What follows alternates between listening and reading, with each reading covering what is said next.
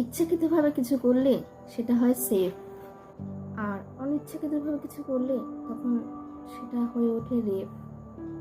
আর তাই আমাদের একটা নারী ঠিকঠাক সময় ঠিকঠাক সিদ্ধান্তটা নেওয়া খুব জরুরি।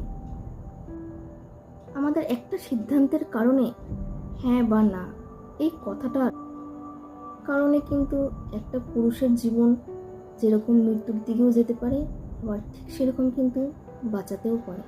তাই একটা নারীর সিদ্ধান্ত কিন্তু খুব গুরুত্বপূর্ণ। সিদ্ধান্ত নেবার আগে আমাদের একবার না বারবার ভেবে একটা সিদ্ধান্ত নেব।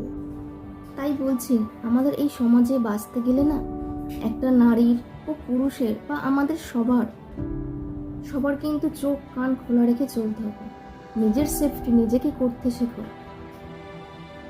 তো আমার কথাগুলো কেমন লাগলো অবশ্যই তোমরা কমেন্টে জানাবে, জানি সবার